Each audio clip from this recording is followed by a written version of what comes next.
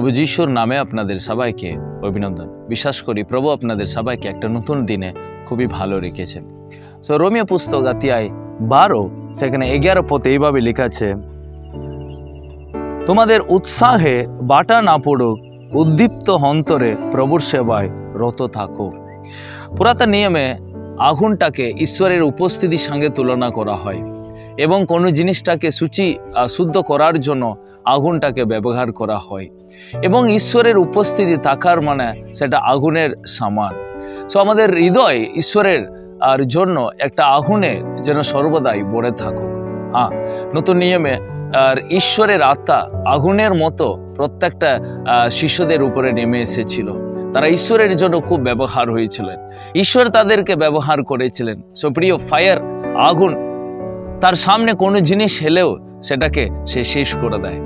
আগুন শুদ্ধ করে, আগুন কোনো জিনিসটাকে পিউরিফাই করে দেয় এবং সে আগুনের সামনে যে কোনো জিনিস থাকলেও সেটাকে ও শেষ করে দেয়। তাই ঈশ্বরের জন্য একটা আগুন জীবন যাপন করারই আমাদের জীবনের সবচেয়ে বড় ইম্পর্টেন্ট।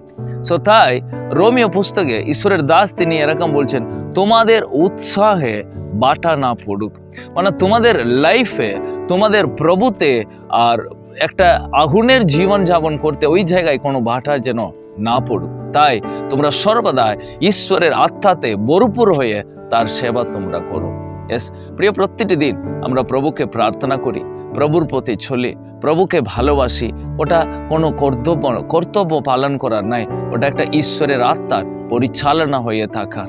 তাই আমাদের অন্তরে ঈশ্বরের একটা আগুন বড়ার লাইফ আমাদের জীবনে খুবই প্রয়োজন, কারণ সেই লাইফ আমাদেরকে একটা ঈশ্বরের স্বর্গীয় উদ্দেশ্যে প্রত্যেকটি দিন আমাদেরকে পরিচালনায় করে। আমরা সাধারণ মানুষের মতো চিন্তা ভাবনা করে থাকবো না, সাধারণ মানুষের মতো আমরা একটা জগতিক আর উদ্দেশ্য নিয়ে, জগতিক দর্শন নিয়ে আমরা লাইফকে রাখবো না।